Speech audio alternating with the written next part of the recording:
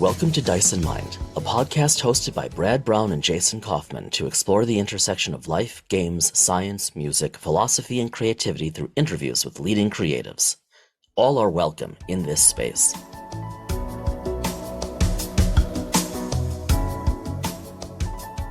I'm in the midst of doing some reorganization, and as I'm working on my bookshelf, ironically, as we talk about our new guest, I came across my two sets of Sanderson books. Never heard of him. My two Sanderson So which ones? trilogies, the Mistborn trilogy And the Stormlight, right? and the Stormlight trilogy. And the original intent was to start reading when I took my job, but not realizing that lunch would be a fleeting and wistful dream. Lunch would be a let's ask Brad questions unless he closes his door. Yeah. And I'm not one to necessarily close my door. No, you're not. Even if I'm in a meeting, if I have a meeting where I'm talking about something sensitive, then I'll close my door. Right. But and our offices are glass front. Oh, they are. Yeah. So there's really no escaping. No. So I mean, I'll put, like, today I had some sensitive topics I had to discuss. Yeah.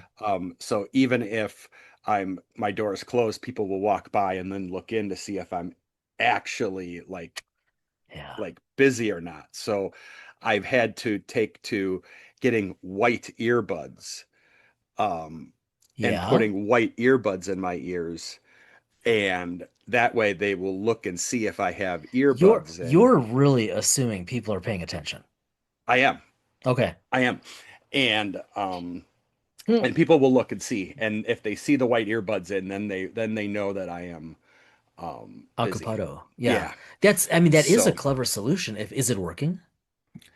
Yeah, I think for the most part it is. I think today was one of those unique circumstances where it was a sensitive discussion that you truly had to have privacy. Yeah. And so and I needed to have it before another meeting, and so people were trying to get you before the meeting. Get to me before the meeting, and I couldn't have it happen. So I had to put the earbuds in even though I wasn't in a meeting, but I needed that time.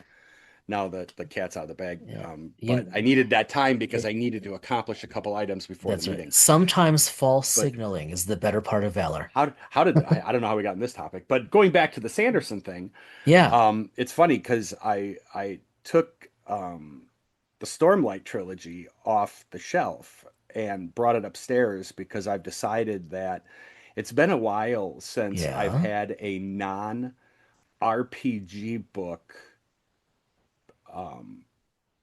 Like upstairs paperback book in front of me to read. I have been reading for the most part, I'll be quite honest with you, what's been in front of me for the most part. Well, I'll save what's been in front of me. I'll save that for Loon Cafe. Okay, fair enough. But and I probably should have saved the Stormlight stuff for it too. But regardless. No, this works. The Stormlight stuff, especially now that it's out available in PDF right now. Yep. And it's coming, and we'll talk about with Ross when it's going to be available in print form when we discuss with him. That's right. But it's actually really great to have him back now that the material is available for everyone, and they can start actually playing. The public can start playing in the Cosmere. In the Cosmere. So if you haven't figured it out by now, dear listener, A, that's unfortunate. And B, we are thrilled and Brian, slow down on the treadmill. Dun, dun, dun, dun, dun. Yeah. We are, Eric, stop yelling at your iPhone. Or us through the iPhone. Which, by the way, I talked with Eric, by the way. I haven't told you that. You have not. Yes. So good conversation. Oh, excellent. Yeah. Excellent. We have Ross Leiser back on Dice and Mind.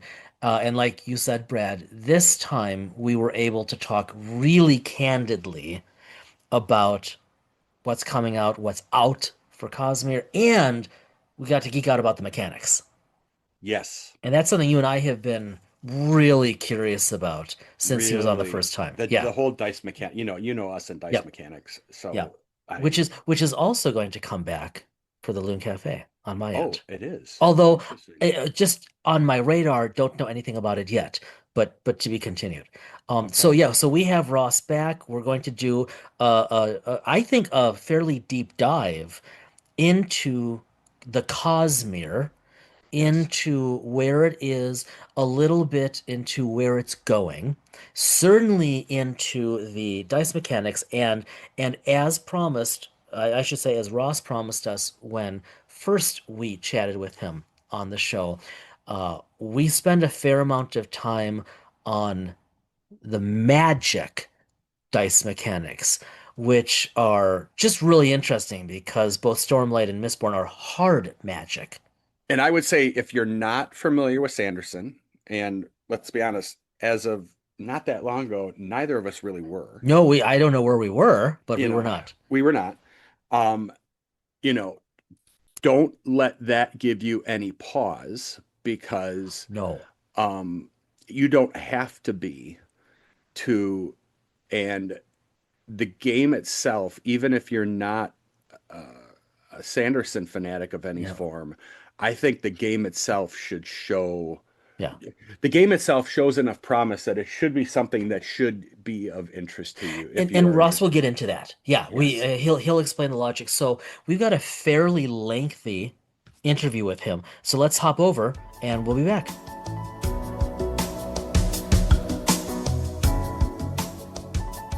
Ross Leiser is an asexual geek, math-loving theater and choir kid and forever GM by choice, who specializes in player-facing design. He's worked many jobs from math teacher to grocery store pizza maker to flooring wholesaler to landscaper, but he's a lot happier making games full-time. Since March of 2017, he's operated under the brand Outlandish Adventure Productions, with products that spark whimsy and capture the imagination, but with a serious focus on system syntax, narrative mechanical cohesion, inter-party balance, and positive gameplay experiences for both the player and game master. His body of work primarily includes independent third-party supplemental products for D&D 5e on the Dungeons Masters Guild, but now he's a senior designer on the core design team of the award-winning Cosmere RPG as a decade-long Sanderfan who's utterly obsessed with the Cosmere's magic systems and having an absolute blast working alongside the most wonderful team in the world.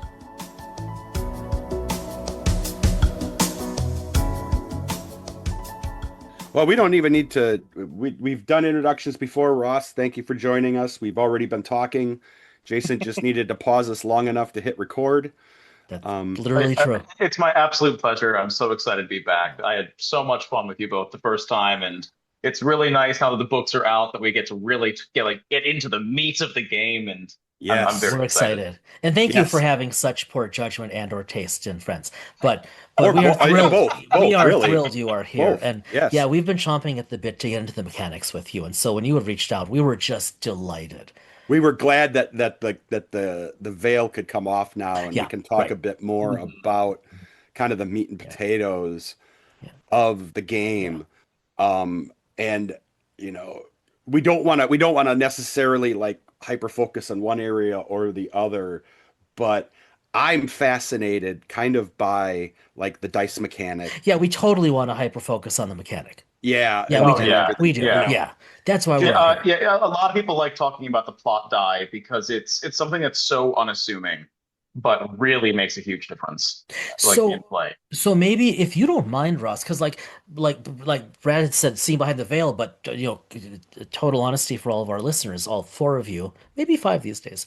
Um, I mean, we haven't seen One of our anything. listeners actually listens while he's on the treadmill, so he does actually exert himself while At listening. least there's something that Brian's getting out of the experience Yeah, then, right? exactly. Yes. Um, but we haven't seen anything behind the veil. So especially given just how newly released this is, and I know right before we clicked record, you said that the printed copies they're just starting to percolate. Yeah, so yeah, as of recording, the digital materials have been out for about a month now, Yep. and fulfillment has begun on the physical materials, which is So awesome. Which cool. means that if we this episode follows the same timeline as the one I was on last time, Yeah. it probably means that a vast majority of fulfillment Yeah. will be finished and the physical books will be in backers' hands by the time this episode comes You out. are absolutely right. So maybe for everyone's sake, because like you said, Sanderson has a huge fan base, but a lot of people have not yet actually seen the game.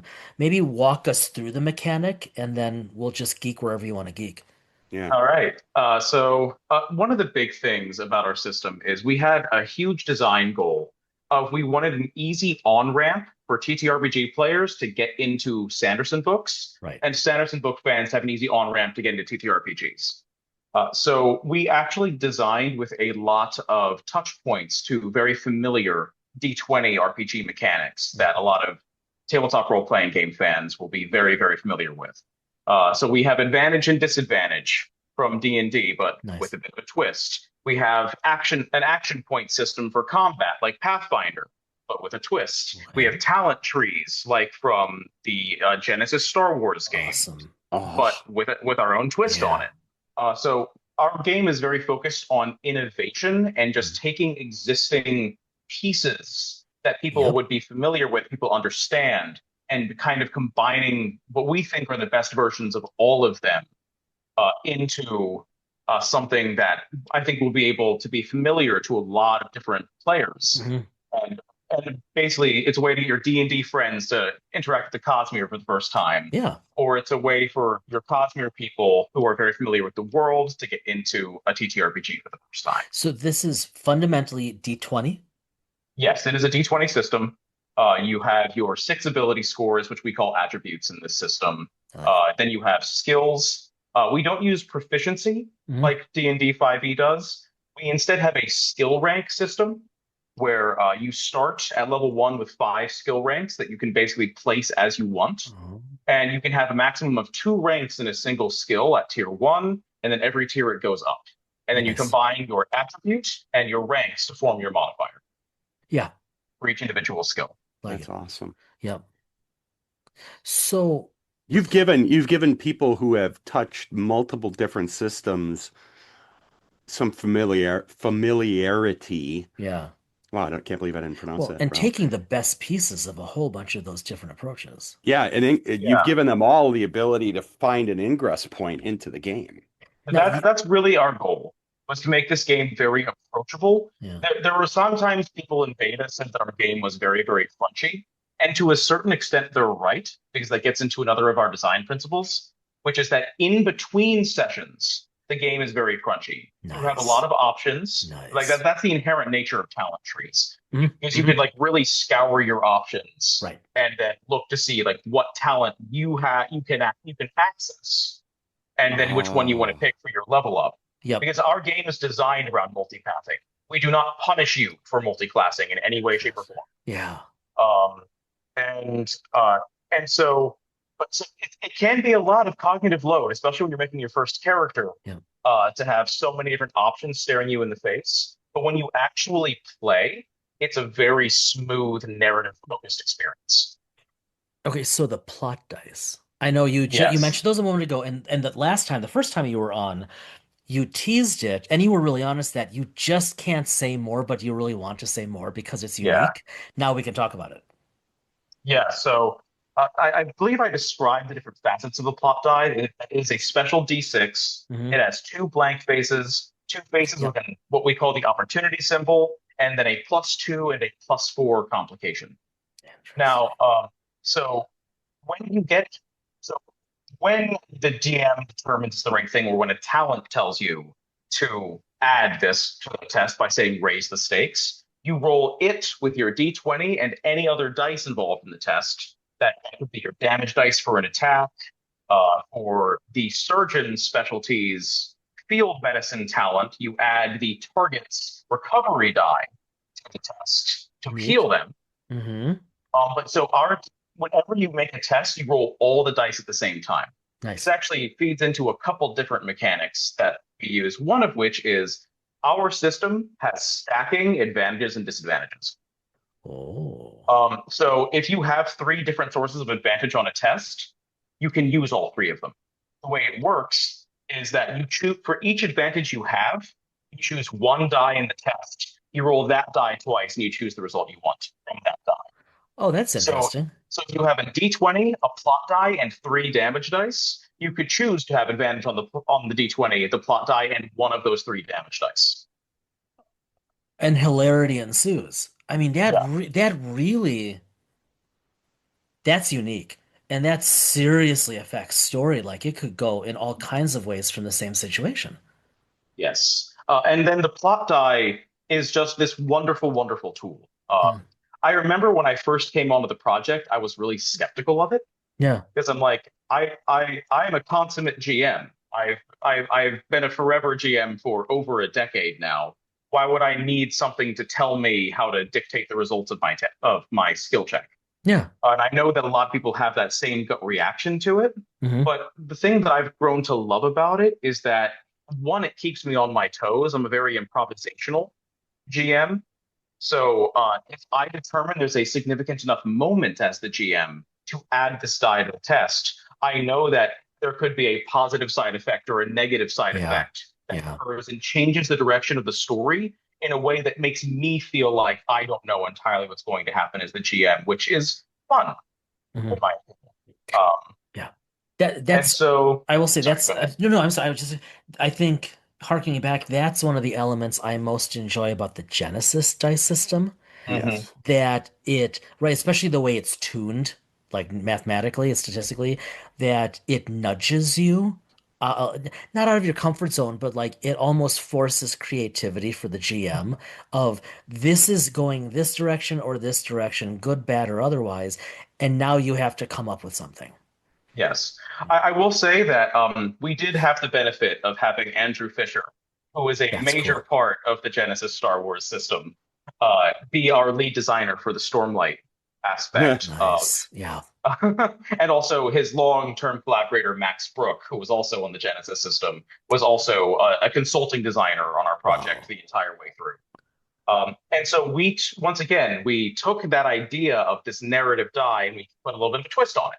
Hmm. That innovation that I was hinting at earlier, where so we give tools for mechanical things that you can always spend those spaces on if you don't want to slow down play, like bring it to a screeching halt and you just cannot think of something to happen to the narrative. So Oh, for an opportunity that a player generates, they can always choose to regain one focus, which is our mental resource, or they could choose to give advantage to one of their friends next tests. So that's nice. always and they choose how they want to spend their opportunity. So they Mhm. can choose one of those two things. A whole bunch of our talents in our various trees have effects you can spend opportunity on. So specialized uses. And then there's also the opportunity to influence the narrative. And that's when we get more of that, like your GM is a little bit on their toes. They have to figure out what they want to do. And we also have explicit guidance in our game mastering section to allow people to like to suggest things. Like it's explicit permission for it to be a collaborative thing and not just entirely on the GM, which is what I know some people are very worried about with the plot die that will increase their load as Yeah. the GM Yeah. in a way they're not comfortable with. Yeah. But we want collab TTRPGs, the magic of them is the collaborative storytelling. Right. And so we encourage that. And then the complication, when a player generates complication, that's the GM's to Yeah. spend. Nice. And certain Nice. effects have specific complications, like complication effects you can spend them on. But there's always the player loses one focus, or that player has disadvantage on their next test that you can always put on in addition to the negative influence, the narrative. So there's definitely we want to put safety rails on because we know Yeah. people are going to be coming from less narrative systems like your Pathfinder, D&D, Right. and we want to make sure that they have things that they're more comfortable using. And we also didn't want to overload things. Like you can't really bank your complications or opportunities. They're always used in the moment outside of a specific mechanic that is called the events system. Okay. Now, let's just give a bit of an example. Yeah. In on the world of Roshar, which is the planet that the Stormlight books take place on, there is a super hurricane that rolls through at semi-regular intervals. If you are getting to a place in your narrative where a high storm could be bearing down, and the players don't know how quickly it's going to hit, you could introduce an event track. And then, and then this would be a negative event. So every time a player generates a complication, you could then add it to the event track. And when the event track fills, boom, high storm hits. Oh, that's so now that strikes me as truly original. I will say though, like as you're describing this, I also maybe this is totally unintentional, but I also hear echoes of the Modiphius D20, especially the Star Trek approach in terms of like tracking and events and a little bit of the complications being handed back to the GM to just mess with them. Very cool. Yeah. So yeah, as I said, we have. I mean, Merrick Moyer, who I know you've had on this podcast, has done work for the Star Trek Yeah, RPG. yeah, Uh, like we really did seek to just take our favorite things from many different so systems cool. and repurpose them into a package that really represents the Yeah, Cosmere and the so narrative cool. stylings of Brandon Sanderson. Yeah. So I know I've been, and then I'll shut up. Sorry, Brad, because I know I'm No, no, monopolizing no, this, this is good. This is good. but okay, so this is, I have a different yeah. vein I want to take. Okay, So good, keep. good. So this is so kind of a last question on this note, maybe. This is so much more interesting than I expected, Russ. I mean, there's so much here apparently. But the question that I've been wondering since we chatted with you last, and of course that you brought up that time, magic. Yes. Yes. Right, because you had said, look, it's really special, and I'm paraphrasing what you'd said, but it's really special, it's really unique. Of course, it is too in the books, like in that world, it's between Stormlight and Mistborn. It's really creative, it's different. Yeah. And But you said, for those oh, that sorry, don't go know, ahead. it's hard magic is what the Right, thank you. terminology is, Thank right? you. Yes. Hard, and you had said you all had figured out a way to do it really well. At least we think so. I mean, we did a whole bunch of playtesting. So the thing about Brandon Sanderson, the way he writes his characters, his magic systems, is you can't really handle them via the spell slot rigid spell Right, approach. right. It just doesn't work. Characters get way too creative with how they use their core abilities in the books. It wouldn't. And also, people only ever run out of magic when the narrative requires them to in the books. We wanted to capture this as well. Oh, And the thing for people who aren't aware of the Oh. Cosmere, uh, there's an entire idea of every single planet, every single setting in the Cosmere, which is a far-reaching galaxy, has a different form of magic. So every time we release a core book or create a new magic system for when we're releasing core books, the magic's going to look a bit different to wow. reflect that world. And they can't say anything yet because they're still under NDA. Right. But the alpha playtesters who are playtesting the Mistborn materials right now can attest that Allomancy and Feruchemy, I which are so two want to different see magic those. systems in those Yeah. books, feel very different from Surge Binding and So Radiance, which cool. are in Stormlight. Yeah. But for those who don't know, there is this magical resource called Stormlight, which is what the Stormlight Archive is named Right. after. Basically, when that super hurricane called the High Storm passes through, people put out little glass spheres with gemstones in them. And as a storm passes overhead, those gemstones are filled with literal energy that glows, which is why it's Hmm. called Stormlight. Hmm. And then people in the world have figured out how to use these infused gemstones, they're called, to power magitech devices called fabrials. And then, slight spoiler for the books, as the lost magic system of the Radiance is rediscovered in the modern day, people learn that Radiance can breathe in Stormlight, literally draw out the gemstones into their own bodies, and they glow. Hence the term Radiance. Hmm. And then every order of Radiant, of which there are 10, and 9 of them are playable in this book. The 10th one is not playable because there's only ever 3 of them at one time in the world, and they're all plot devices. Yeah. Fair. Uh, but the 9 playable orders of Radiant, all of all of them get access to 2 different fundamental magic powers. These are called the Surges, and every single one of them, in some way, allows you to control a fundamental force of nature. Gravitation, for example, literally lets you change the direction of gravity on yourself, objects you infuse, and other people. Brad can never Uh, be allowed to have that power. I'm just Um, putting You that. would but be I in mean, big trouble if I Yeah, had that yeah, power. yeah. yeah, but then there's nine others. There's illumination, which is literally being able to bend light, and electromagnetic waves. There is the surge of transformation, which lets you go and talk to the cognitive aspect of an object, and you try to convince it to change from one material into another material, You such should as never have from that power. wood to stone, or from stone to rock, or from stone to water, or from water to clear air, or when you get more skilled with the surge, from any of those to fire. Uh, and all of them do these fundamentally physics breaking things, Right. and they are very, very fun. So the way we translated this Yeah. was we were able to do it relatively directly with the idea of the radiance, where once you swear your radiant ideals, and it's very paladin like in that way, to Right. gain increased power, gain increased magic, you have to swear ideals that relate to your order. But once you unlock your two surges, it's skill based magic. So when you become a wind runner, for example, you will gain the gravitation skill and the adhesion skill on your character sheet, and you can put ranks into it like any other skill to get Interesting. better at using your magic. Uh-huh. And then you'll unlock further abilities, the later ideals you are able to swear.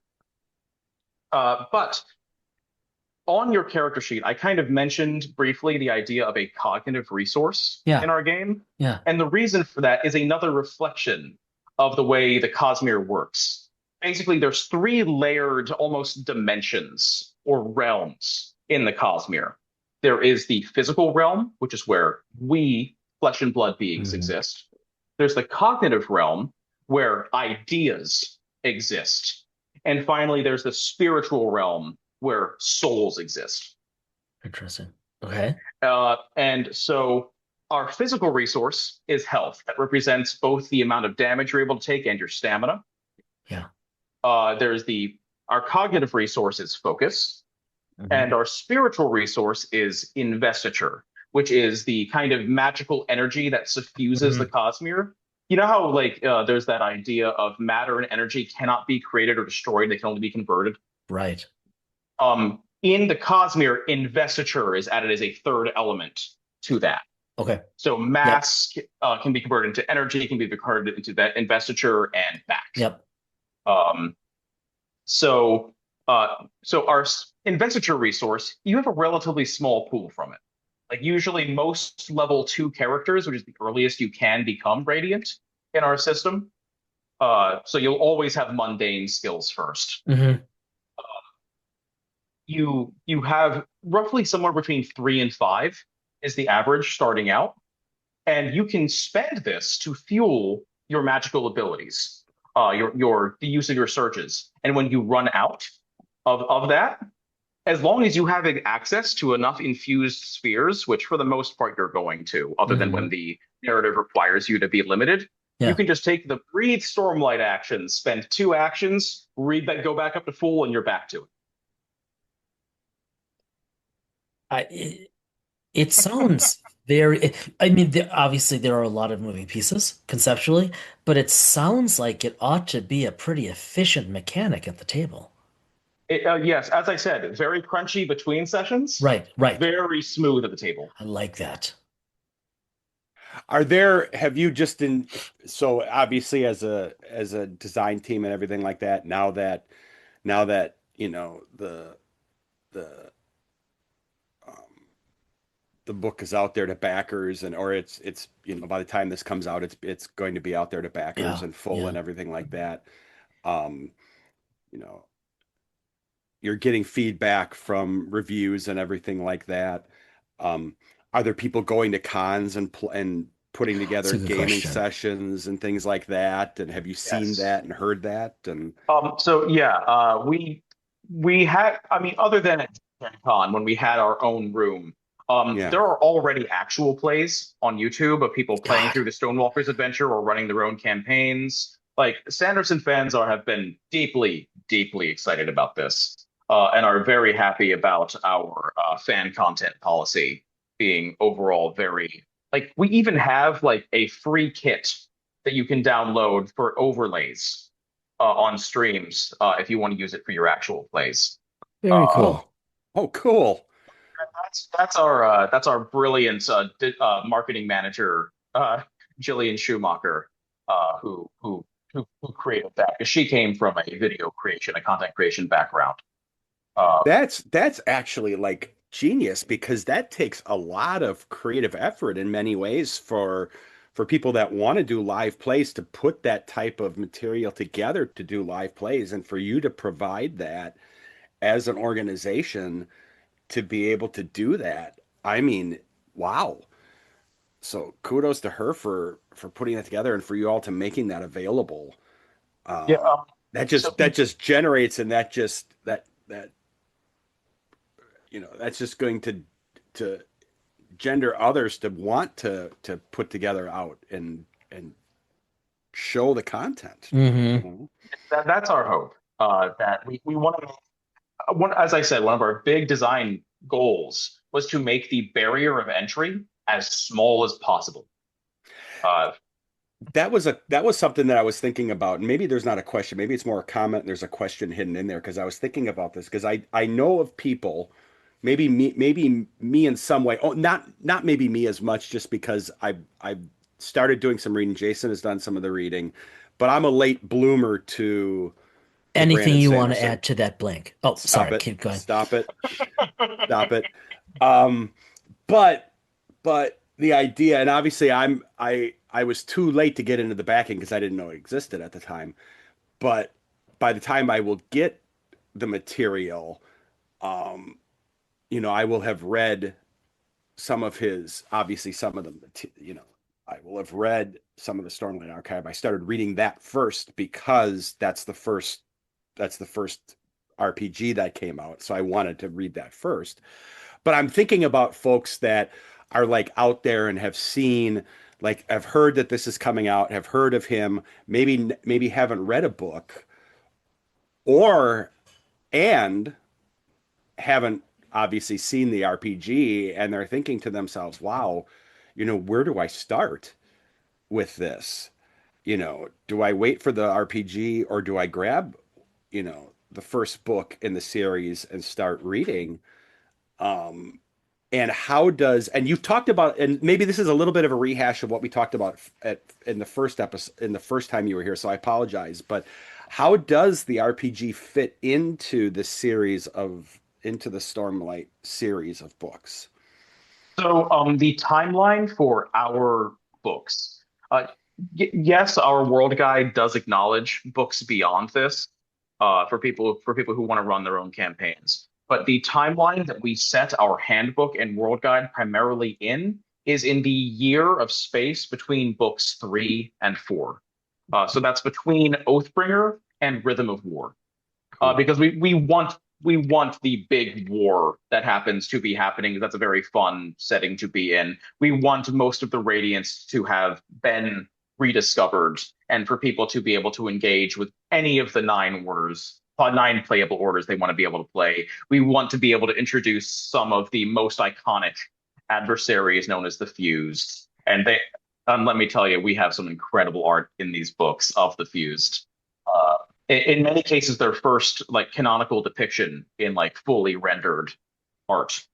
Well, so Uh, so people who have read the books, they're gonna go to the RPG and they're gonna be able to visually see some of these that are yeah, sanctioned for the yeah. first time. We have the first canonical art of a number of the book characters, It's really Oh, cool. just that's for people to be cool. able to see like what they look like, and of course, all vetted by Dragonsteel team and all of that. Just I mean I said this last time we were together, but the living RPG idea, it's just it's just neat. Like Yeah. I hope that other IPs think about doing something similar so they can cross feed. So yeah, but getting back to your question of where to begin, that's really going to depend on your play group. If you have a Yeah. GM who's very experienced with like the Cosmere books, like the novels, Yeah. then honestly, you don't have to have read a thing. You will get to experience the world diegetically the way a reader would. like being introduced to concepts for the first time, and then you also have this wonderful magic of this real world magic of having that diegetic experience with your character of what is this weird little floating thing that's following me around and seems to play pranks on me. Like, what is this? Why is this happening? Yeah. And then discovering, just like the characters did, what it all means and where it's going from there. Uh, and I think there's a real magic to that. I have run several one shots at conventions where people who are very invested in the Cosmere have brought their significant other to a demo session. They have no idea what's going on. They played D&D maybe once or twice, and then they get the experience of, wait, this thing that I did seems to catch this thing's attention more than it's paying attention to anyone else. Why is that happening? And then this whole concept of like when of just this absolute thing of they have no idea what's going on, just like the characters in the books. And then eventually they start getting it enough that you, as the GM, can just say to them, speak the words, your character. Like, what words? What words? And Open and then sesame. you can just like do a disembodied voice of life, strength before weakness, journey before destination. And then when they say it, you say they just burst a light, suddenly filled with stormlight and radiance, and suddenly they can use magic. And just and I literally have seen people at tables, like fans especially, when they see new players do this that have no idea what's going on. I have seen established fans break down into tears That's cool. Mm, of like not even their character, but someone else at the table getting to experience the magic of Stormlight for the first time. See, that's cool. that's pretty cool. Yeah, that's And before fans get at me, I did misspoke. It's life before death, not life after death. I got too into it and too excited. And if they're bringing their significant others, it could be marriage before divorce. So, unto each their own. I Yeah, mean, if they enjoyed the game, could be. yeah, this is true. Or if you buy a lot of the books. Then that could be divorce before Yeah, marriage. But yeah, you never know.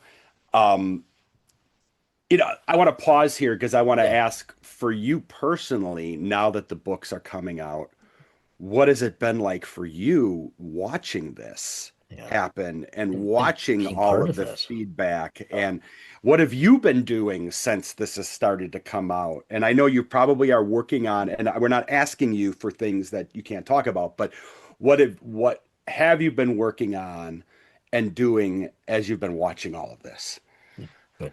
So the really weird part is that the Stormlight materials have been out of my hands for almost a year. Wow. Oh wow. Yeah. Okay. Because we had to get them off to the printers. We had to ship Yeah, that's right. we had to Yeah. print $15 million worth of books. Amazing. And so like we had to give a lot of lead time. And so throughout all of that, we have been continuing to chug along on Mistborn. Yep.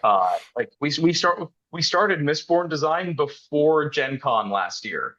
So we like literally January of 2024, Mistborn has been in development since. Wow. Um, so and of course we've done other side projects. Like I'm working on a project that is based on fan feedback right now, Neat. which is a quick start character guide. Where Nice. like Cool. we Nice. received some feedback that for new players, like first level character creation is a little bit overwhelming. So Hmm. we are creating 20 pre-gens that you can then roll a d20 to determine which one you want to play, then roll for your name, Very your character's cool. purpose, obstacle, Oh, goals, all awesome. of that. So I'm What a literally good that's what I was idea. working on today. Wow. Uh, but we've been working on Mistborn. Like we've been really listening to fan feedback. We're developing an FAQ like internally that we're going to be releasing at some point. We're Nice. looking at people's feedback for errata because Hmm. with Hmm. books this size, mistakes are bound to slip through, Right. especially with a team our size. How big is the Uh, book? How it big is is the core of the new? 391 pages. The Stormlight It's has. it's chunky. Wow. Nice. Now, granted, it would be a lot shorter if our art pieces weren't as big, but our It's all art pieces right. are also really good. Yeah. art counts. I'm sorry, art Yeah. counts. Yeah. So Uh, so, but yeah, but my reaction has been very joyous. We kind of talked a little bit before we about how we are big enough that we are getting attacked by the anti-woke crowd, which is kind of fantastic because Congratulations. yeah, yes. it means you've made it whenever they start Yep. attacking you. That's right. And also, like this is a book series, where literally it is explicitly stated if you have if you use Stormlight for long enough and you are trans, your body will naturally begin to transition because the way Stormlight healing works is that it makes your physical body match your cognitive and spiritual self. Oh, cool. So your Oh, perception of yourself and who you truly are, your body will naturally begin to mold itself towards that. So if you're Yeah. trans, your Stormlight will transition you over time. Without the hassle Like, of an HMO. Brilliant. yeah, yeah. like that Yeah. is explicitly stated in the books. So, like, yes, we are social justice warriors. We love this series for being like that beautifully progressive. And so, if they're attacking us, and we're a big enough deal that it's monetarily worth it for them to attack us, that's fantastic. That's awesome. It means that we did our job. Yep. That's right. They got Um, and if they really feel like they have, well, okay. Yeah, I we mean, just I want just, to go yeah, that but yeah, I to just, diatribe. me, Like, we're in I agreement. mean, refocusing on the positive stuff, refocusing on Yeah. the no. positive No. stuff. I'm just saying that I think it's funny that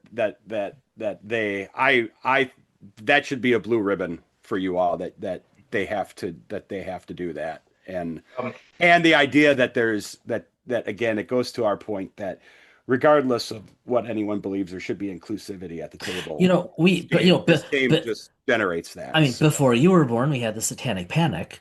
yeah. God willing, yeah. we'll get to the Stormlight Fright, and you'll sell even more. Ah, ah, Ross got to go trademark that. Yeah, right. Yeah, yeah, I'll let Johnny know. yeah. I'll let Johnny TM. Yeah, O'Neill know. the Stormlight Fright. There you go. Yeah, then you know you've But yeah, really hit. Yeah. but for on a personal level, Yeah, I am the person who wrote the vast majority of the prose and mechanics in the magical chapters. so cool.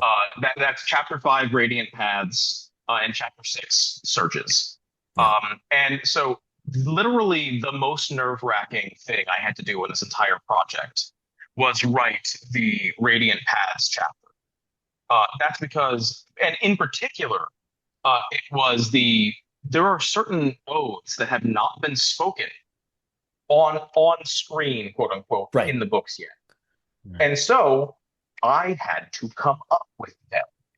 Oh, And that's pretty. Did they have to pass through the master's filter? yes. That's Yeah, pretty cool. I had to look at all the material he'd released about every rating order's philosophies, what their odes are supposed to be, look at the progression of how they've worked for the orders that are well established in the books, and try to reverse engineer where the lesser known orders odes might go from there, and then like write the words and then pitch them to Dragonsteel.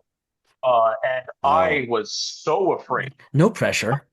Uh, yeah. I like I spent quite a bit of time and researched on trying to get these right, and I am very fortunate that the only notes that we got back was do not include specific words for the fourth ideal because it is so Oh, personalized to each radiant that we do not yeah. want to have specific words listed here. Wow. But otherwise, I got Well kudos, and done. so it is amazing having done that, having been through all of that, seeing people who had never seen their personal orders, like the one they most associate with, Yeah. go into the book, see the words, see the ideals, and react to how much they love them. And so that for me is a very personal triumph, No. and especially because one of my personal order, the Stone Ward, like this is a book. These are very very cool radiants. Like we've heard very cool things about them in the books. They've barely been on screen, and so seeing fellow Stone Wards react to how cool the Stone Ward is, both to play and both mechanically and narratively with their oaths, has been a really personal triumph for me, and a very joyous note whenever I see people talk about how much they love it. That's wonderful. Have Yeah. you done any con traveling, over the past months or? Not yet. Uh, Okay. so I was not able to go to Gen Con this year. I would have really loved to, because the energy would have been fantastic. The books were literally released digitally right before Gen Con. Yeah. Uh, and so I've heard incredible things from people who were able to go. But I will be at Dragonsteel Nexus in an official capacity this year. And in Mhm. an unofficial capacity, I'm going to be at PAX U in Philly because I live actually pretty close to Philly. Yeah. And just very coincidentally, a number of Cosmere RPG people are Yeah. going to be at PAX Unplugged in a completely not Cosmere RPG capacity, but we're all going to get together and hang out. Very Uh, Oh, cool. cool. and so, yeah, I can't wait to experience in person because by the time that PAX Unplugged happens, Yeah. um, the it'll be in retail. That's pretty Um, cool. Yeah, because it says so October, right? That the books are October gonna. 29th is the official date Okay. Okay. that I'm allowed to give that now because the press embargo has been lifted Yeah. and like Reactor Mag I think has like Okay. published it out there. But yeah, October 29th is when officially it'll be in game stores and Barnes and So Noble cool. nationwide. That's huge. Oh, God, that's so big. Barnes and Noble, I've heard from our higher ups, has been so excited to partner with us on this because they're planning, from what I understand, they plan on putting us like right next to, like have a little Cosmere shelf Good. and put our oh, TTRPG Good, books good. in and amongst the novels. like putting in an end From cap what on I it. understand. Oh, Wow. Um, outstanding. yeah, so I mean that's I know that Barnes Noble has been doing a lot to kind of increase their shelf space dedicated to gaming. Yeah, you can. Uh, I was in a brand, believe it or not, there are new ones. I was in a brand new Barnes and Noble here in town yesterday. Brand new. It's Where was be that? a 394, not far from my dad's house. Oh, It's beautiful and but they're all this was the biggest RPG shelf I've seen at a Barnes and Noble yet, but they're all over like they are growing. But I think nesting the Cosmere RPG material with the novels will seed this with all of those readers who wouldn't know or maybe have not gamed. I mean, talk about introducing it to a new audience. this plays into something we've talked about this. We probably talked a little bit about this with you in the first episode, and maybe even offline about this idea of RPG as lit Right? RPG, and the idea of putting the RPG next to the literature. And let's be honest, I mean, his book, we talk about him as books, but his what he writes is literature. Hmm. And you can take the story, what you can take the adventures, sitting down there at the table and playing these games. And in It's theory, lit. Yeah. you can take those stories and use, and we've seen this with our friends who have done this with other games. You can use a transcription tool. You could use AI. You could use whatever you want. You could take the adventure that you generate as a GM and as those characters, and turn those into, in effect, like fan fiction. Yeah. Isn't that kind of what happened with Dungeon Crawler Carl, which has been blowing up recently? I I don't don't know know. that. Me neither. I don't know that. So I've had these books recommended to me and by a number of different people. I don't know, I Yeah. haven't read them, but Yeah. from what I understand, it's basically a guy took his solo campaign that he ran and Oh, novelized it. there you go. And See? it's a running series now, and apparently it's very, very good. Amazing. See, that's what, and again, we're not advocating people like try to publish stuff that's from copyrighted material, like from Mhm. the Cosmere and everything like that. That's what But Plot Weaver will be for. what's that? I What's that? said that's what Plot Weaver will be for. Oh yeah, but Mhm. Wait, no, hold on. ultimately, Wait, I want to come back to that though in a sec. yeah, yeah, you Yeah. you just said something, and I don't want it. Yeah. You're not gonna get past us with No, that. no, no. That, yeah. But ultimately, you could be. This is a way of sparking future writers and things like that. Hmm. Just the creativity from it. Yeah. Now I'm going to pause there and go Okay. back to what you just said. Plot What did Weaver. Plot Go Weaver? on. Yes. So, Plot Weaver is the name of the underlying system of when you scrape off all of the Cosmere RPG, the Yeah. Cosmere The IP open off the of our open system. RPG system. Yes. Awesome. You had Merrick Moyer on the show a number of months ago. Yep. Yep. He was recently promoted to Yeah. the Plotweaver RPG director. Outstanding. And so Yeah. he is now basically working behind the scenes to build out this functionally open source almost game called Plotweaver.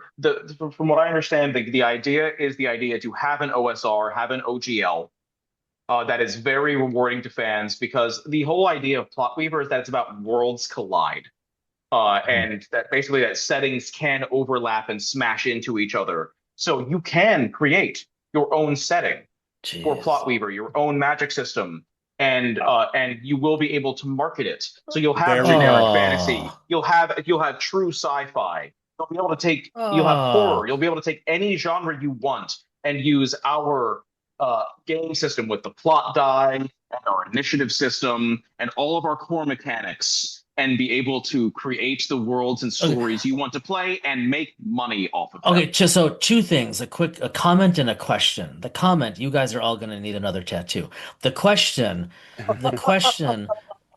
like when, within what you can tell us, like ballpark, when does this become available?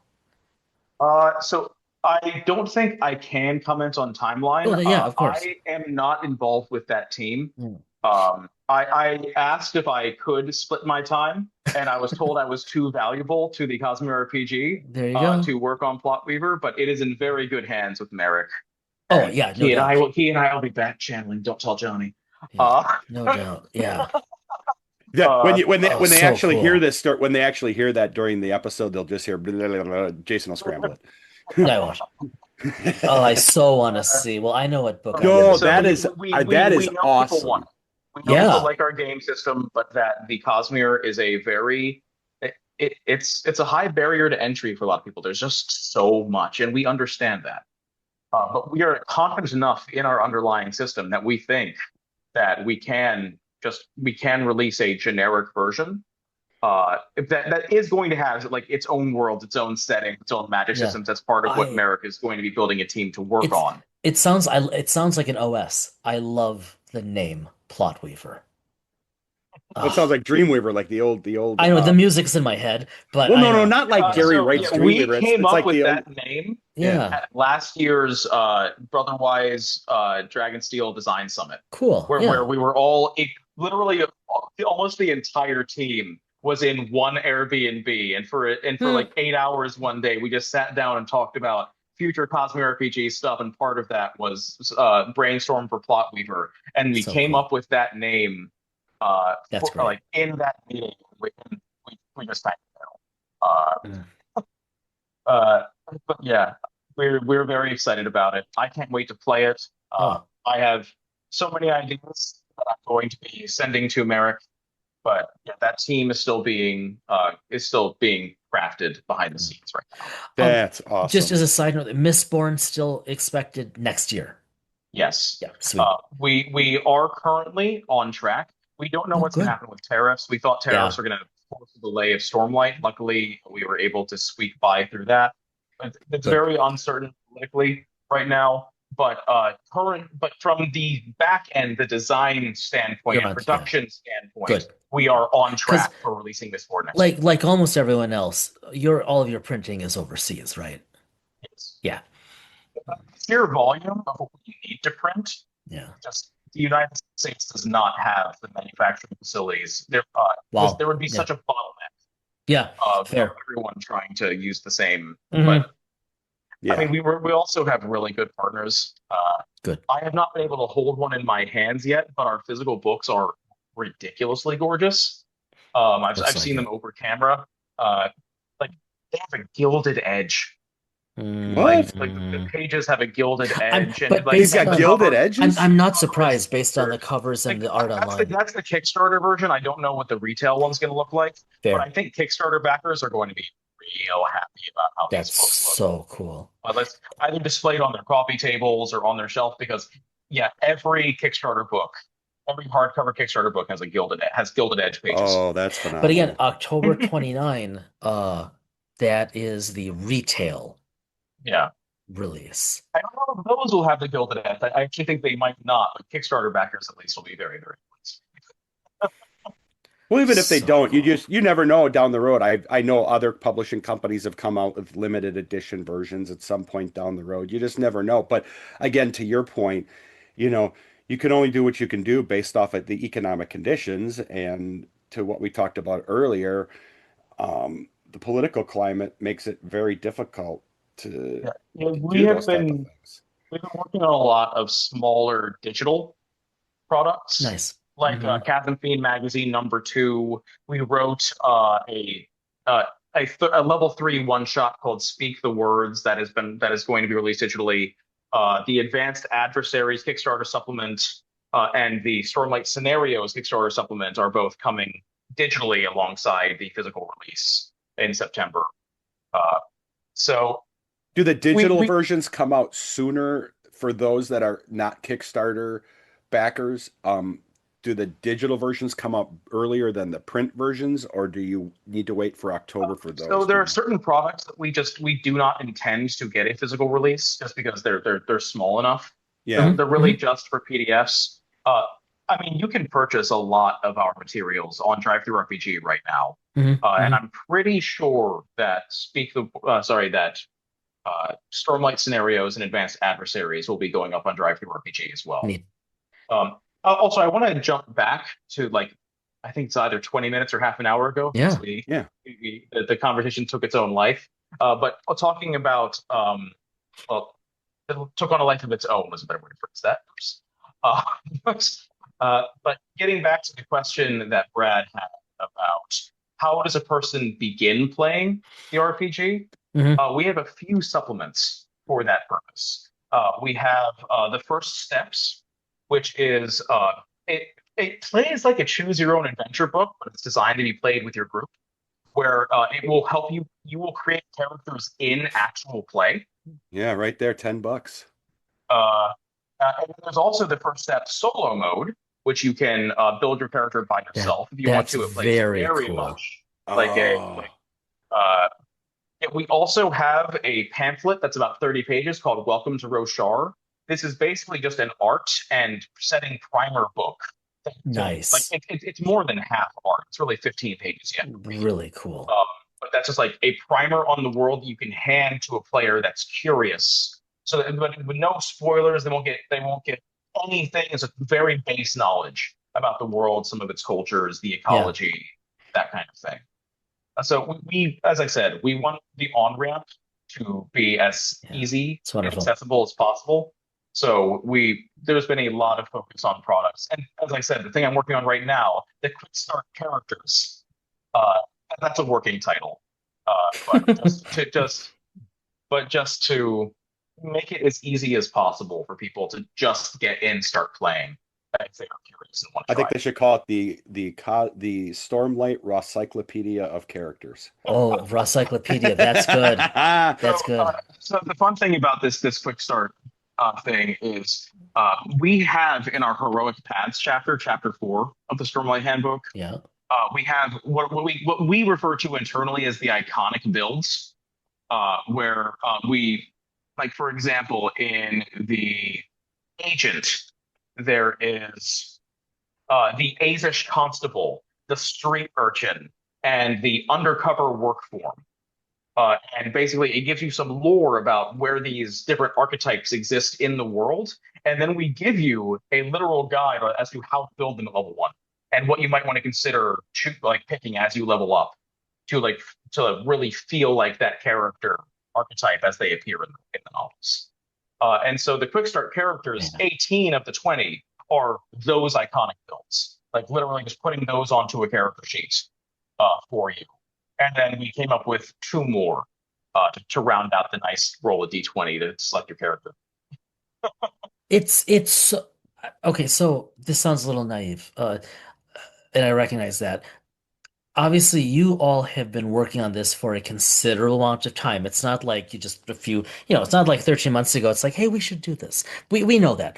That said, though, to roll out so much and to roll out so many both like literature and mechanics and financially accessible digital options.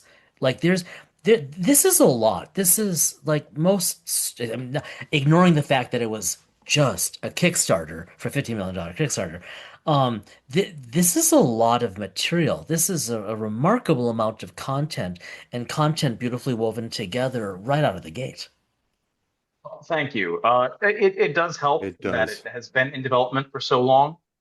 Like this, as far as I'm aware, the first meetings, like the actual brainstorming meetings of what this was going to be, happened late 2022. I joined the team in May of 2023, uh, and so that's how long Stormlight has been in development, and just to make sure that we get it right. And Mistborn has luckily went a bit smoother in certain areas because we weren't designing a core system, just new things to work with it and on Yeah, top of it. You I didn't do. have to blaze the trail the same way. Right. I do And have yeah, a we didn't have to deal with core rules shifting because those core rules were set in yeah, stone. since you said that, thank you. Then I think I can ask this question, but if I can't, you'll just shut me up. But Shut up.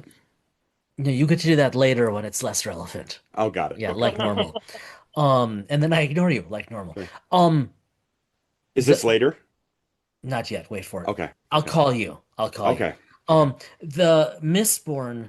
I mean, obviously there are going to have to be some differences, but presumably Mistborn, and then the ones that come after, will still sit on the same mechanic, assuming there are some. I mean, like the magic's different, etc.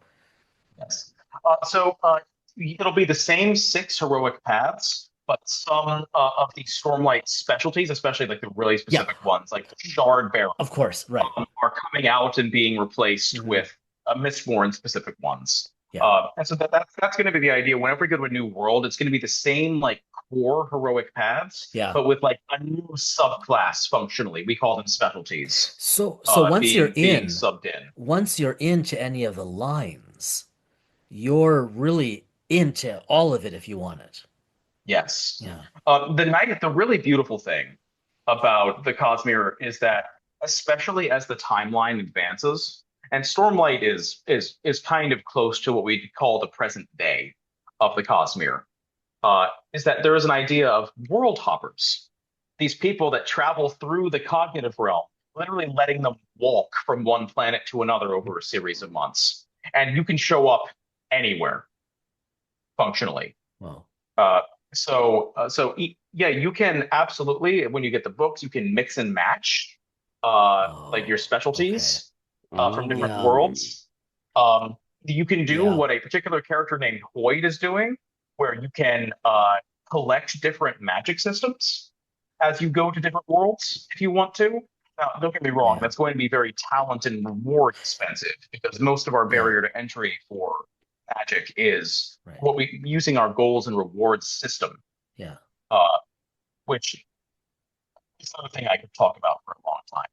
Uh, but but yeah, so they're all very interconnected. There Wow. are going to be certain similarities amongst all the magic systems, but they're Yeah. also going to feel very different. Right. Like I can't get into specifics in this No. form, but like for example, Stormlight, most of your abilities are either flat costs or you put more investiture into them to extend duration. Okay. So infusions, we call them, Yeah. are a very core part of a lot of things. So if you want to change something's gravity for a long time, you have to put a bunch of investiture into it initially, Yeah. and then it will go until the investiture runs out. Sure. Whereas in Mistborn, investiture with allomancy is used a different way, Right. where there is no real extending of durations. Because everything in Mistborn is very internal in a Hmm. way that Stormlight is very external Hmm. in its effects, in at least with when it affects other things. So usually you're spending more investiture to increase the magnitude of something, Yeah, that makes not sense. its Right. duration. Just like And reading the then books. Mm. Letterkenny doesn't use investiture at all. You Interesting. said, and you had indicated earlier that, and I'm not asking for anything beside it. You just said it indicated that the Mistborn's in NDA alpha right now. So there's some Yes. alpha gameplay. So very cool that you've gotten that far along already. Oh yeah, yeah, we have been playtesting it since April of this year. Wow. Wow. Okay. Jeez. Um, yeah, we're getting well, we've been dialing it in a lot. And so yeah, we're actually not too far off now from sending that off to the printers. That's Wow. so cool. You really are. I'm impressed because it's hard to keep some of these things on schedule. You really are on I schedule. mean, that is major kudos to the Brotherwise team. They are incredibly organized, and also to our project manager, Liza McBee Fujiwara. She is a rock star at Neat. just keeping everything moving. Yeah.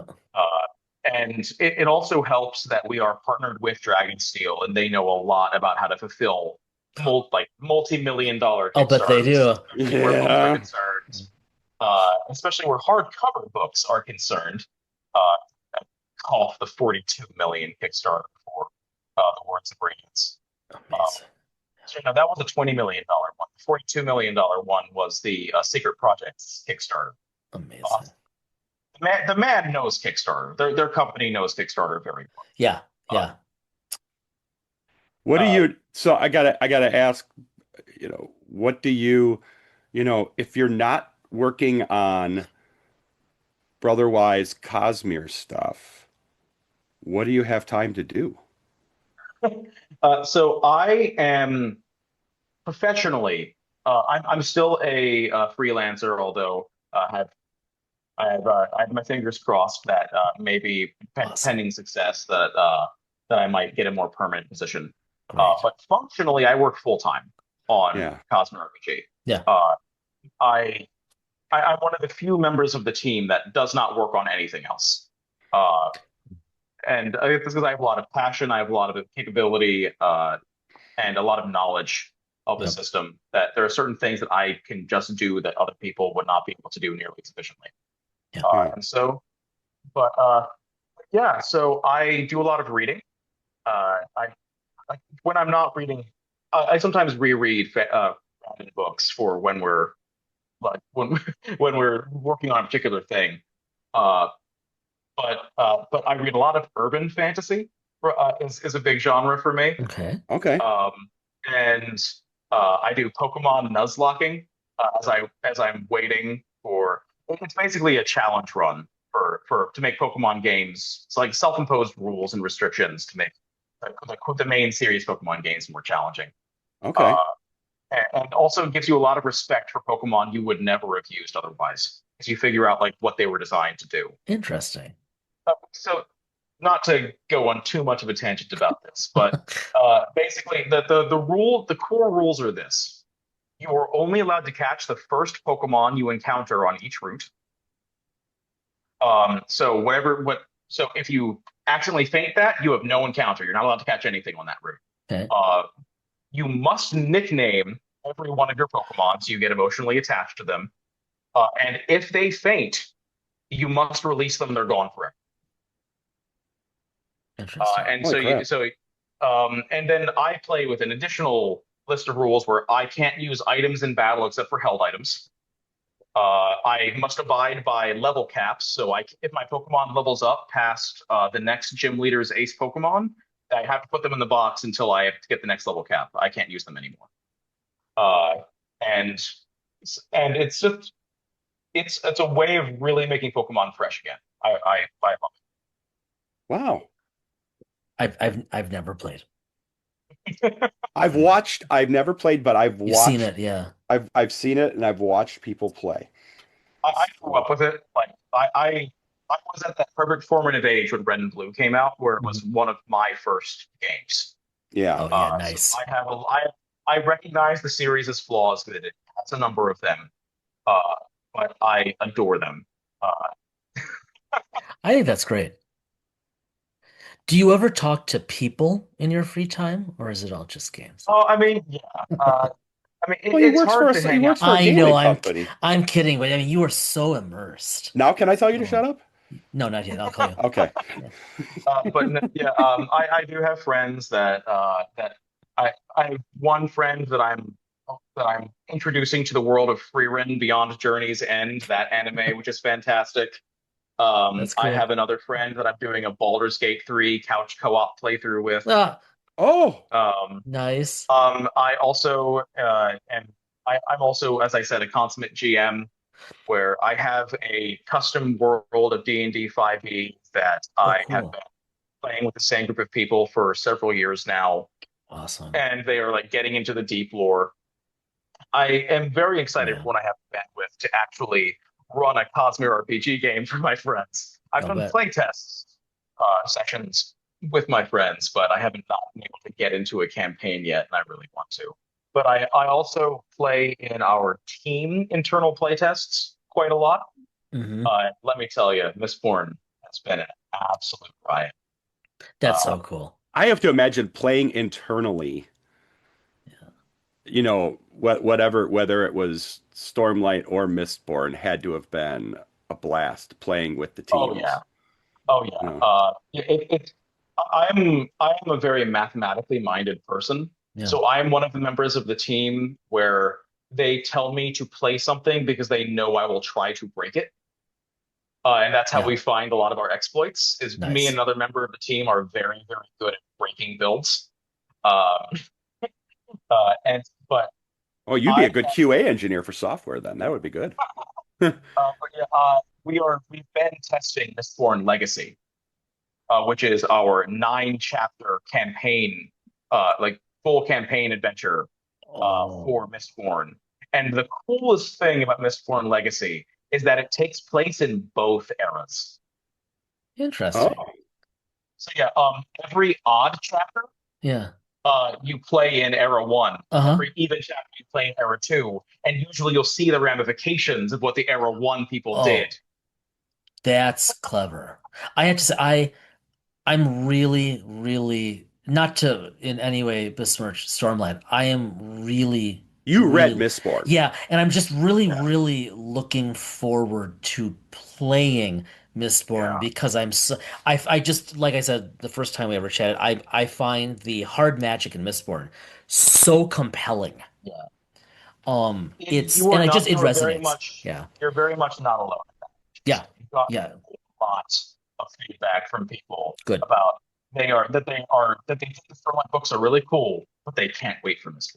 Yeah, And that's because Mistborn, especially the original trilogy, starting with Final Empire, yeah, was the introduction point to Sanderson for many, many, many yeah. people. That makes sense. People hold that series extremely close to their hearts, and I'll be honest, that's how I got into Sanderson. That was the Yeah. first Sanderson book I read. Yep. Was Mistborn: The Final Empire, and I've been obsessed with Allomancy and Feruchemy and Yeah. uh, Hemalurgy for a long time. Uh, I just, uh, it just, I love, as a scientist, I love the science in it, like that hard scientific magic and how somehow it's not an oxymoron. And yeah, and of course, I mean, like, it's so, like, yeah, I can just see having a great deal of fun playing or GMing in that. yeah. I can tell you, I am playing an era in the internal test. I'm playing a twin-born character. He's just a massive fop of a character. He's the very vestigial like fourth son of a noble house, and so Uh, no one paid attention to him his entire life. So now he just finds ways to spare his time. But he is a twin born that is a cadmium allomancer, so it puts up the slowing time bubbles, oh my and God. a pewter fairing, so he can store and then later tap his physical strength.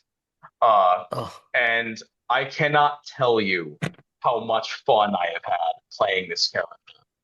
Uh, just like putting up time bubbles for just full on area denial has been so much more fun than I ever would have thought it was going to be. Uh,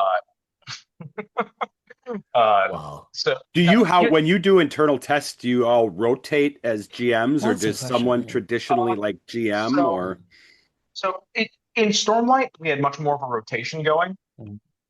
In Mistborn, especially running the Legacy campaign adventure to we've had a consistency of GM. Merrick is actually GMing for us. He's Nice. a Oh, phenomenal GM. Yeah, I cool. mean, I could see he's that. GM'd Yeah. a lot of actual plays. Uh, but yeah, I have been having an enormous amount of fun with Mistborn Legacy and the two characters That's that really I cool. built for that. But we have kind of like a tap in, tap out. Like people have different Yeah. availabilities. I'm a person that because I'm full time on the team, I can usually make sure to put three Yeah. hours aside on a Wednesday evening Yeah. to play.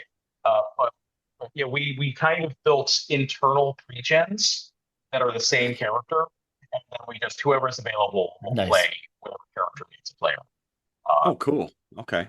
We but are, so Brett, then we are you get so in the different wrong business. perspectives on the Yeah. Yeah, we are. builds. Yeah.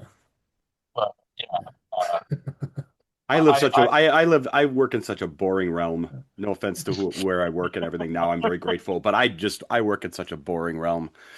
I So, am forever grateful for the position That's I am in professionally. Just this is a phenomenal team. yeah. It's a wonderful work environment, just filled with just not only incredible professionals, but just beautiful human beings. That's so Like cool. like we all really support and look out for each other. We all share a lot of like those values of just of making sure that we are representing different voices and being very conscious about how we present information uh, Hmm. and just the support and feedback of people listening to each other. Just it is just a wonderful environment and incredible people, and I cannot wait to see them at PAX Unplugged That's and later, outstanding. and then 2 weeks later at Dragonsteel Nexus. Like honestly, these people are legitimate friends Yeah. that I met through work. Uh, it's wonderful to be a part of it. Really. Well, it's been wonderful to have you back. And hopefully you'll come back a third time when we're allowed to talk about more. Um, Thank you so much for coming back. Chatting with you is always just a great deal of fun and more than that. And just to see and hear about your successes and hear about the game mechanics and geek out together and know that there's more coming and there's more for you. It's just really lovely. We really appreciate it. yeah, thank you. Yeah, We love it. yeah, thank you. I really love just coming on to shows like this and just and talking shop and just getting to geek out. And you all have created a wonderful environment to just come on and just be a nerd. Well, we Well, appreciate that, and you are always thanks. welcome. Always.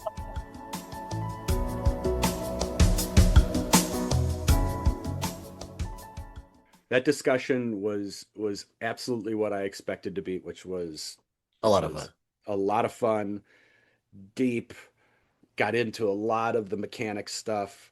And I think we probably even left a lot on the table. That means, Ross, we have to have you come back. Oh yeah. Especially, Yeah. we could have you back even before you're ready and able to talk about Mistborn.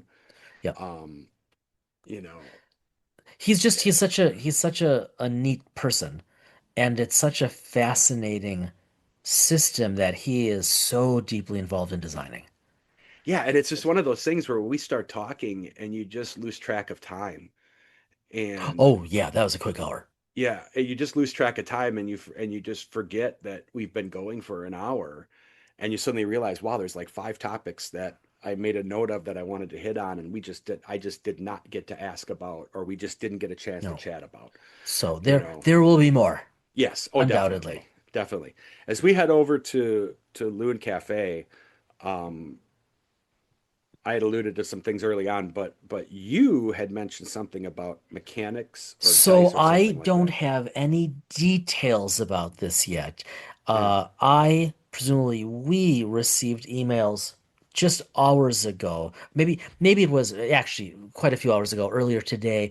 I haven't had a chance to look into it. I haven't But seen emails, so this might be a surprise to me as you okay, mentioned so this. okay, excellent. I just hadn't had a chance. You were obviously busy today. I hadn't had a chance to even look at this, so I don't know anything about it, but I am intrigued. So, email announcement from Green Ronin, Oh, the Sage the thing. Sage thing. Yes, So I their did see Sage, something. I saw their Sage and I didn't open it yet, and their I'm fast. simple Yes. age. mechanic. And so their simple age system, it's an engine magazine number three. It's a special double-sized issue, 66 pages, where you got the rules, you've got adventures, etc., etc., etc. So I oh, you can get it in print. So that is tempting. So I'm curious about this. This is what's on my mind. And I am half tempted on ordering the print so that I can look I'm through it. very tempted once things settle for me Yeah. over the next couple weeks Yeah. to look at that, especially just because I love universal systems like that. Well, I mean, you got Um, me into it, right? We've played a bit, yes. with Modern And I love Age. the Yeah. 3D and I love the 3D6 system. Yes, and so I don't know anything about it other I'm just looking at it right now other than I'm really curious. It's a light quote a lightweight implementation of the age system rules and the what is this engine number three uh they it's everything. Like that is the apparently the core book for it. I need to message our friend Troy Green O'Neill here over on their Yeah. um Yeah, as we just talk out loud off the cuff. Yeah, yeah, no fourth that's wall the way anymore. we operate. That's Yeah, just our fourth way. wall broken yet again. But yeah, I think definitely let's I definitely want to have them back. But you and I need to do some research first. But so that's just very contemporaneous, if you will. The email came through earlier today.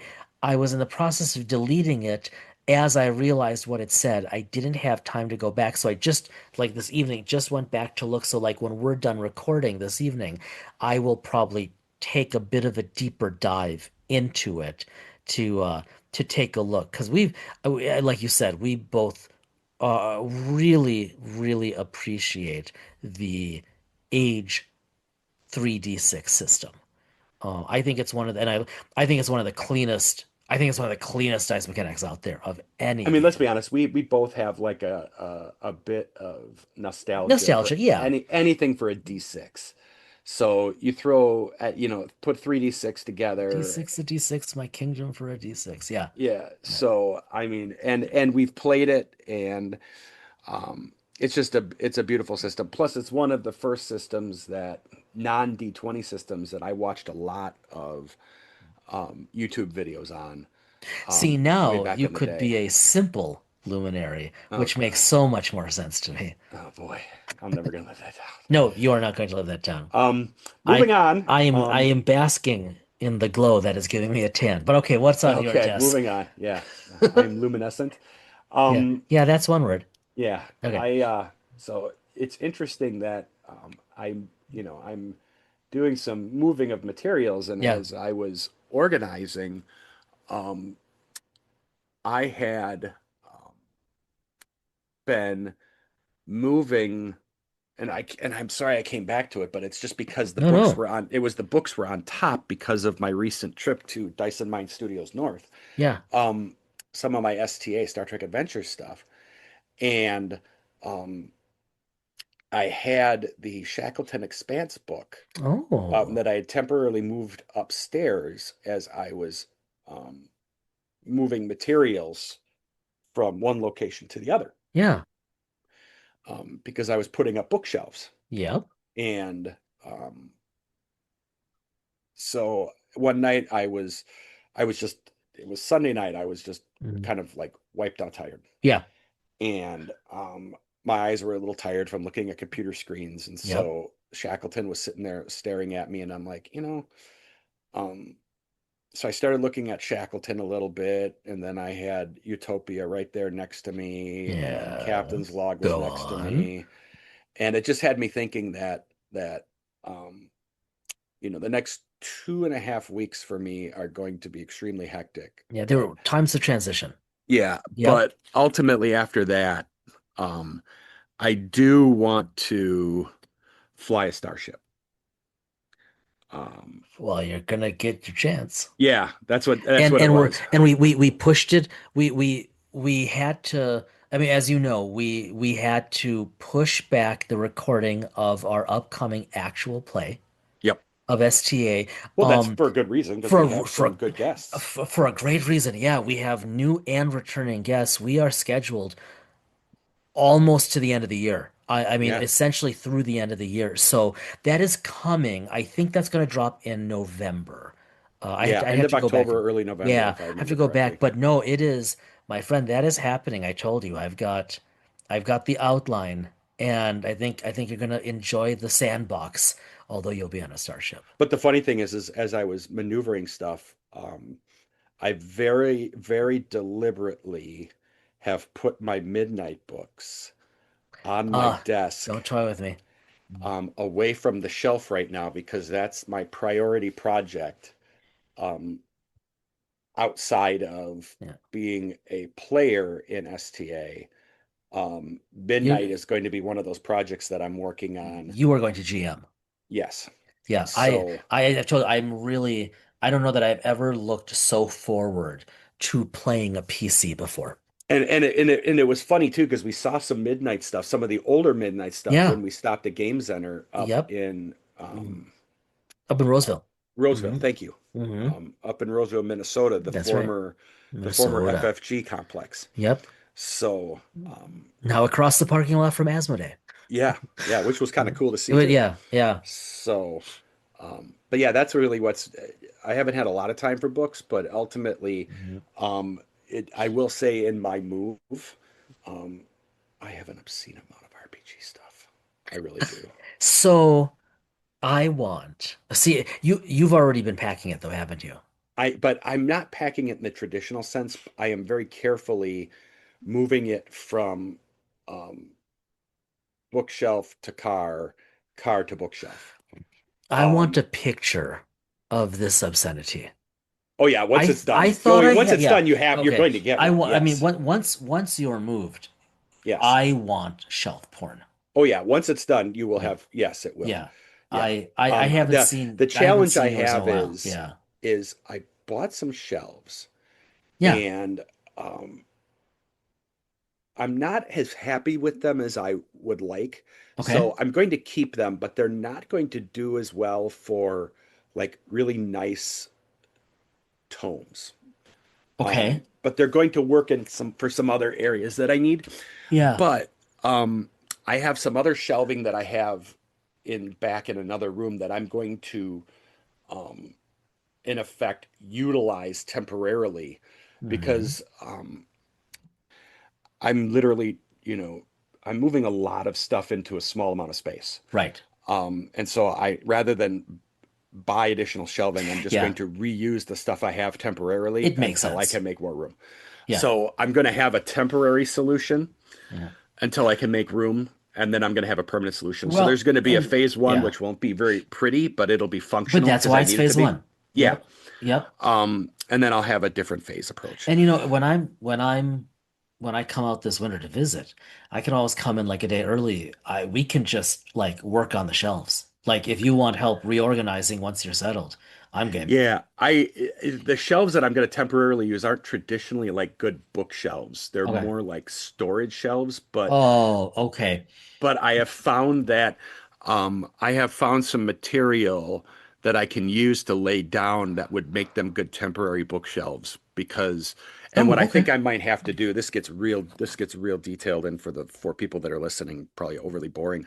I might have to lay some of the books Yeah. flat Yep. versus on their side. Yeah, that's what I was imagining. Look, I'm Um, guessing that a number of our listeners are totally paying attention right now because we're talking about books and shelves. yeah, And come on, so people, be glad we're not getting into desks tonight. yeah, I'm actually going to have to lay the books flat, I think, for the time being, which is fine. That's a good way of protecting them, and protecting the binding and everything like that. So, but it's not going to look as pretty as I want. Again, phase Um, one. yeah, so I just have to Yeah. accept that. But to me, Yeah. that makes that's kind of like it kind of like gives me the itchies a little Yeah, bit no, I get playing it. it that way. Um, Yeah, but it'll be but worth it. I need to get the stuff over Yep, you need there. to transfer everything to the new location. Then Yeah, you'll have the time to to, do it. Yeah. right. Yeah. So, so Excellent. that comes Friday, and then Saturday and Sunday. So I have a 3-day weekend to work on doing that. Excellent. Um, and then over the next couple of weeks, and then I obviously I have the winter the winter's here, and Which is the perfect time to to hole up work in on front of books and shelving and shelving, and books that's right. and That's reorganize. that's right. So, and I'm living out further in the country, so Oh yeah. if we get a storm or something like that, it's not going to Yep. be one of those things where you could just hop in the car. If we get hit, you know, Yep. I'm there. You're So, there. That's yep. pretty cool, actually. All right, everybody. You heard it here first. We will see you in, Book yeah, porn, we will book, see you or in two actually weeks for shelf shelf porn. porn. Yeah. That other one didn't sound right, did it? Well, no, it does. I've seen that before. Like that's the thing too. Like I mean, actually, if you go to a Barnes and Noble and you look at some of the they've changed the terms YA, but now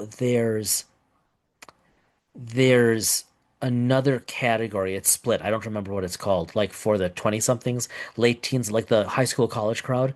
Oh, But if you look at some of the printings, the bindings, uh, just absolutely gorgeous. Like the Lord of the Rings we have, oh the fan, yes, but they're doing that now with where they're all doing. kinds of fiction. Yeah. Shadow printing, they're not just gilding edges, they're shadow printing it. It just, I mean, almost works of art. That Yes, it's like, okay, you almost want to put the books binding back on the shelf because they're just gorgeous. just to But show it. just to Yes. show it, yeah. So speaking of showing it, so in a couple weeks we'll be back with Brad's Wonderful World of Bookshelves, Hmm. episode 154. No, you know the deal, everybody. Shelf porn, shelf porn. That's not the deal, everybody. Be well, stay well. We'll see you in a couple of weeks.